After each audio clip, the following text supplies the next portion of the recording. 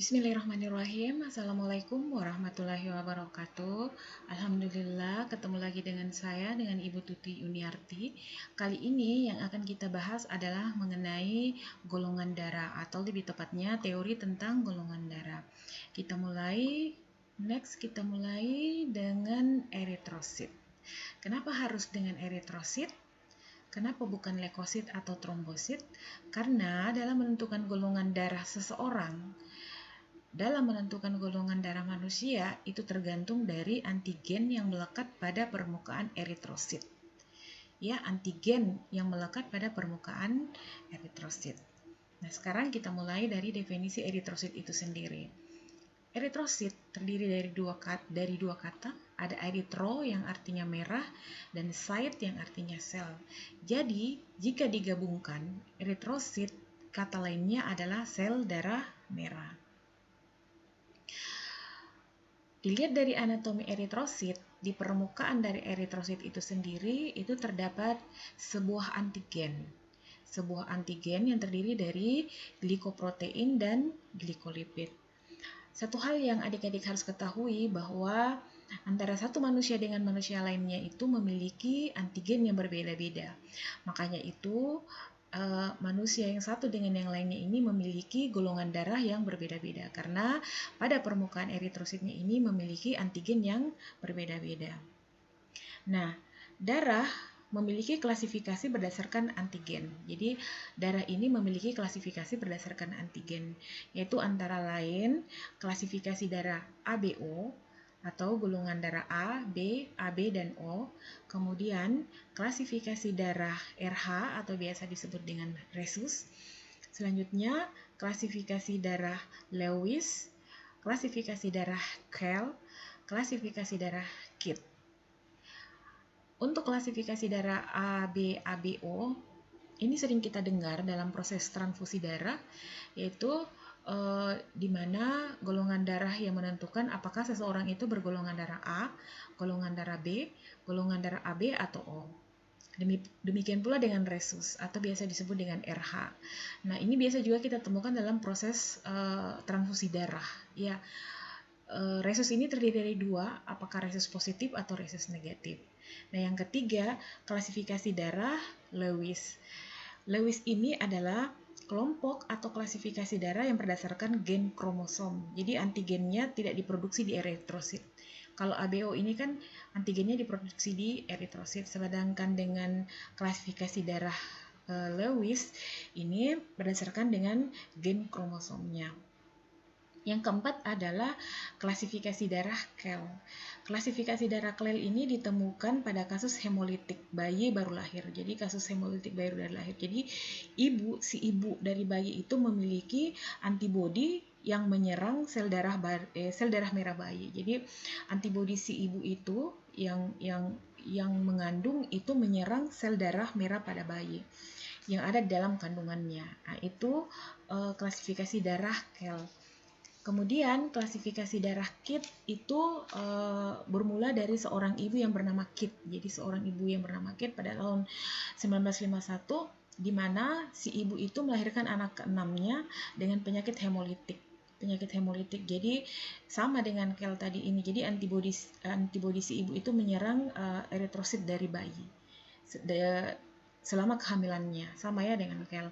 Nah, selain klasifikasi darah ABO, rhesus, Lewis, Kell, dan Kidd, itu ada beberapa klasifikasi darah lainnya yang berdasarkan antigen. Antara lain biasa kita dengar dengan Lutren, kemudian dengan MNS, kemudian klasifikasi P, dan yang terakhir adalah klasifikasi Davy. Itu yang sering kita dengar.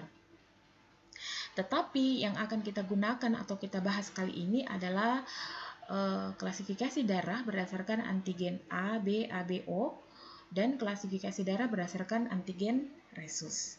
Kita langsung saja klasifikasi darah berdasarkan antigen A, B, AB, dan O. Ya. ABO ini ditentukan oleh dua di dalam tubuh manusia, yaitu antigen dengan antibodi. Antigen terletak di permukaan eritrosit manusia. Antigen terletak di permukaan eritrosit manusia. ada antigen A, ada antigen B. Nah, antibodi ini terletak di plasma darah manusia. Ada antibodi anti A dan ada antibodi anti B. Ya. Nah, ini bisa dilihat di gambar seperti ini. Jadi katakanlah ini adalah manusia dengan golongan darah A. Ini manusia dengan golongan darah B. Ini adalah manusia dengan golongan darah AB. Dan ini adalah manusia dengan golongan darah O.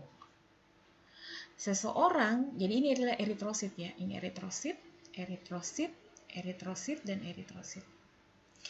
Seseorang yang memiliki golongan darah A pada permukaan ini ya, red blood cell tipe, jadi pada permukaan eritrositnya memiliki antigen A.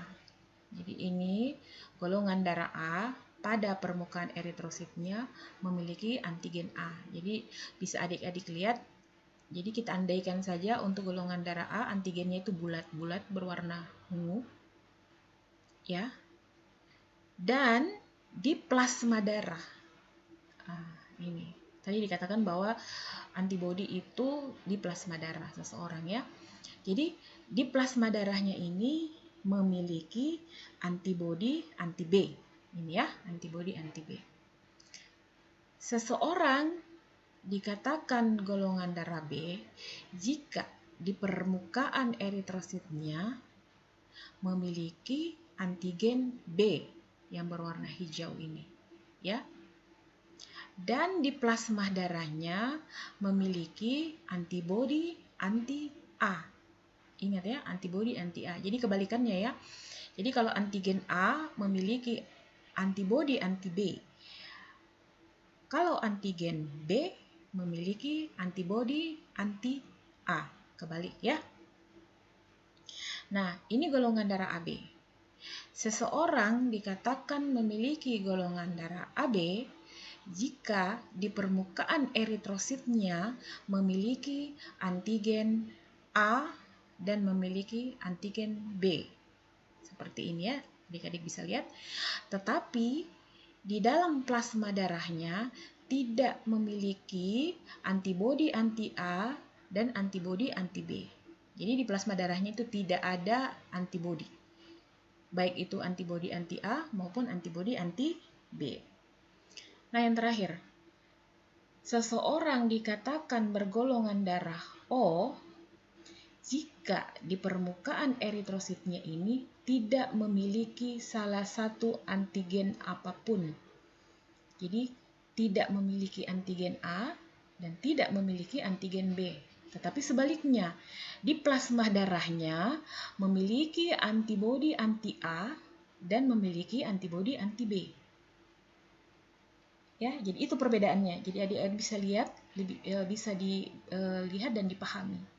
Apa perbedaan golongan darah A, golongan darah B, golongan darah AB, dan golongan darah O?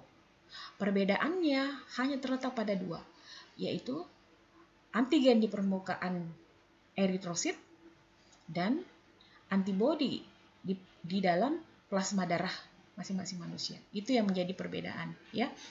Nah, kemudian akan timbul suatu pertanyaan. Bagaimana atau apa yang terjadi jika pada proses transfusi darah itu salah memasukkan darah? Jadi misalkan golongan darah A ini ditransfusikan ke golongan darah B atau golongan darah B dimasukkan ke golongan darah A. Nah, kita akan bahas dalam proses transfusi darah. Golongan darah seperti kita ketahui, itu sering kita dengar dalam proses transfusi darah atau pemeriksaan awal dalam proses transfusi darah sebelum cross matching, sebelum mencocokkan semuanya. Nah, proses transfusi darah adalah proses transfer darah. Jadi ada transfer darah ya. Transfer darah antara dari donor ke resipien. Jadi kalau donor itu adalah orang yang memberikan darahnya, sedangkan resipien adalah orang yang menerima darah. Ya, jadi transfusi darah adalah proses transfer darah dari pendonor ke resipien. Yang didonorkan itu, entah itu adalah darah whole blood atau semua komponen darah. Kalau adik-adik bisa lihat dalam satu box darah itu berwarna merah, itu isinya lengkap komposisinya, komponen darahnya, lengkap eritrosit, lengkap leukosit dan trombosit. Atau dalam proses transfusi indikasi tertentu. Misalnya dalam indikasi demam berdarah, di mana trombositnya kondisinya menurun. Maka yang akan ditransfusikan dari donor ke resipien itu adalah hanya trombosit saja. Itu yang dimaksud dengan transfusi darah. Ya. Nah, tadi pertanyaannya, apa yang terjadi jika dalam proses transfusi itu ada kesalahan atau kita mentransfusi donor dari A yang resipiennya adalah B.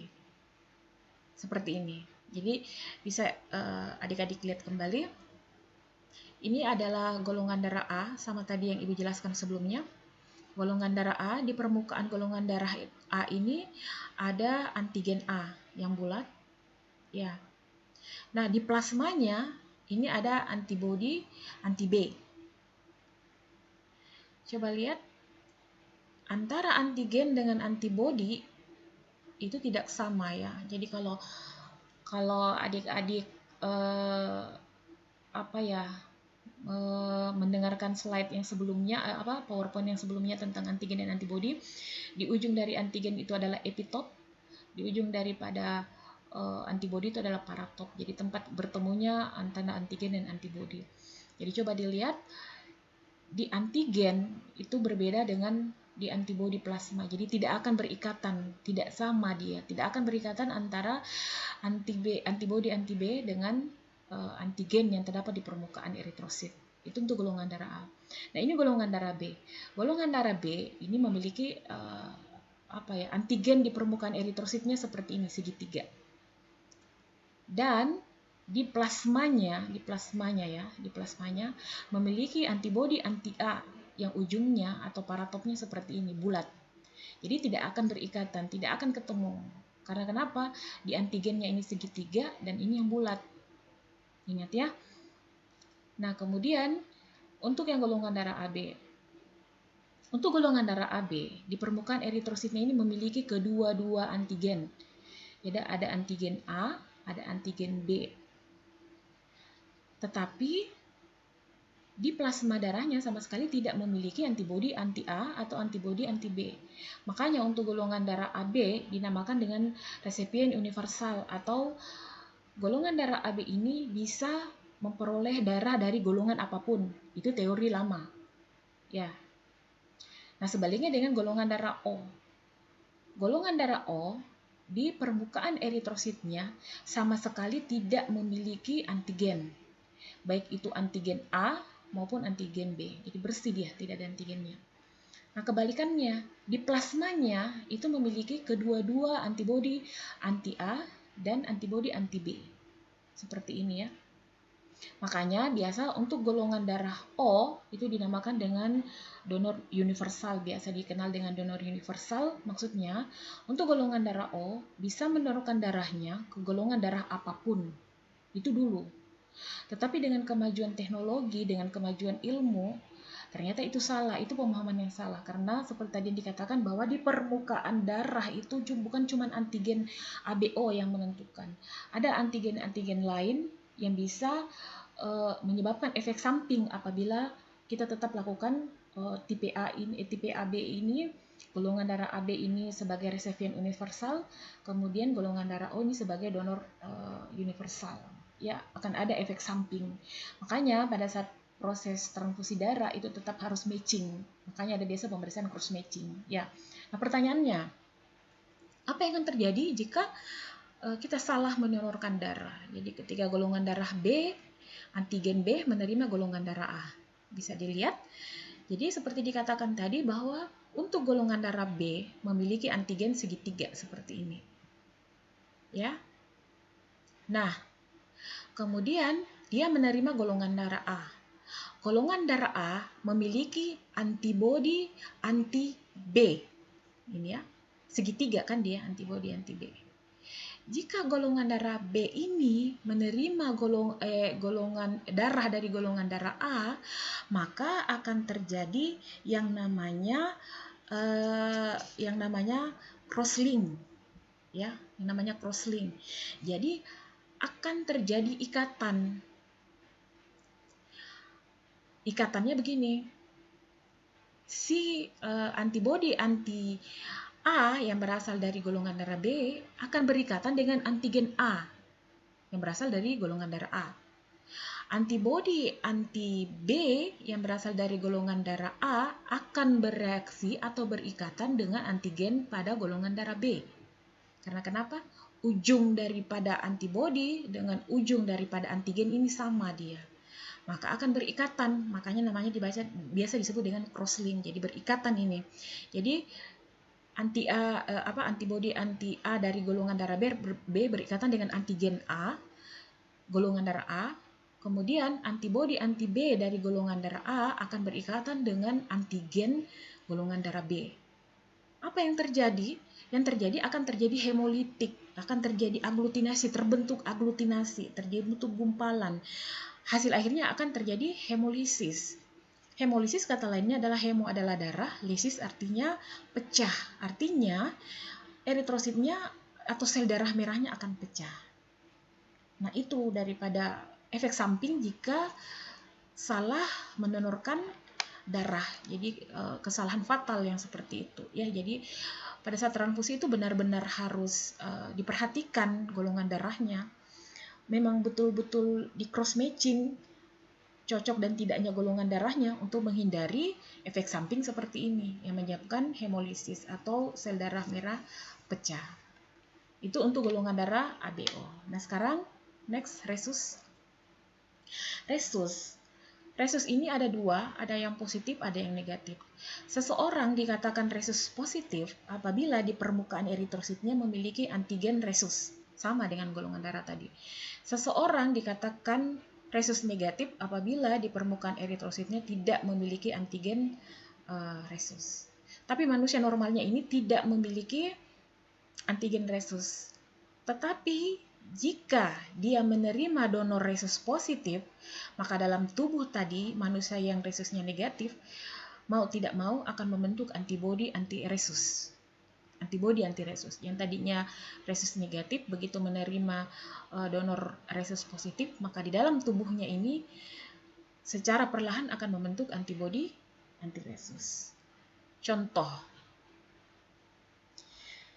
Jadi ini adalah gambar seorang ibu yang hamil, ibunya resus negatif. Kemudian mengandung dari suami resus positif. Ya. Ibunya resus negatif, suaminya resus negatif. Janin yang dikandungnya bisa dua kemungkinan. Bisa resus positif, bisa resus negatif. Kalau resus negatif itu tidak ada masalah. Nah, yang bermasalah yaitu apabila resus dalam janinnya ini adalah resus positif. Ya, resus positif. Apa yang akan terjadi? Sebenarnya ini adalah kehamilan pertama. Kehamilan pertama tidak akan terjadi apa-apa karena darah dari bayi ini, eritrosit dari bayi tidak akan masuk ke pembuluh darah si ibu. Tidak akan masuk ke pembuluh darah si ibu pada saat hamil, pada saat kehamilan maksudnya ibu ya, pada saat kehamilan. Tetapi pada saat melahirkan, nah di sini, pada saat melahirkan mungkin terjadi perlukaan, maka eritrosit dari si bayi ini, ya dari darah dari si bayi ini, eritrosit tepatnya akan masuk ke peredaran darah si ibu, akan masuk ke peredaran darah si ibu. Ketika masuk, si bayi keluar, aman bayinya, tidak akan terjadi apa-apa. Tetapi di dalam tubuh si ibu ini terbentuk antibodi anti resus karena masuk tadi kan darahnya si bayi ini yang resus positif masuk ke aliran darah si ibu, maka si ibu ini otomatis lambat laun membentuk antibodi anti resus.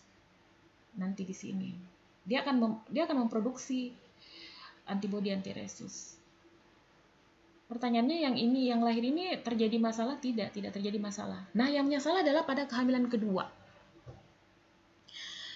pada kehamilan kedua. Pada kehamilan kedua ini, si ibu sudah memiliki antibodi antiresus yang ini, karena terbentuk tadi kan dapatnya dari anak yang pertama pada saat melahirkan. Nah, di dalam tubuh si ibu sudah ada antibodi antiresus. Nah, jika si ibu tadi ini mengandung janin yang mempunyai resus positif, nah di situ masalahnya, berbahaya buat si janin. Ya, berbahaya buat si janin. Karena kenapa? Antibodi betul dikatakan bahwa eritrosit si bayi ini tidak akan masuk ke peredaran tubuh si ibu. Tetapi ibu ini ibu ini bisa menyalurkan segala sesuatunya ke bayi melalui plasenta. Entah itu makanan, entah itu apapun, melalui plasenta bisa masuk ke dalam sini. Termasuk antibodi antiresus tadi, ya. Antibodi antiresus si ibu ini itu dapat masuk menembus plasenta, kemudian masuk ke dalam aliran darah si bayi tadi ini. Nah, antibodi antiresus si ibu itu ketika masuk ke dalam tubuh si bayi, ini kan berikatan dia jadinya. Coba lihat, ini kan bulat, terus ini si bayi juga bulat, ya. Resusnya positif. Ini akan berikatan.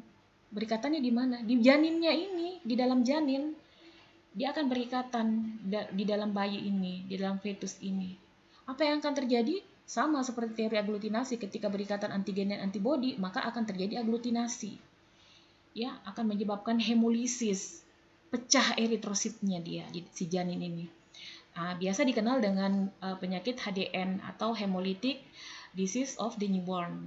Ya, penyakitnya namanya HDN ya, hemolytic disease of the newborn. Jadi janinnya ini kuning sekali.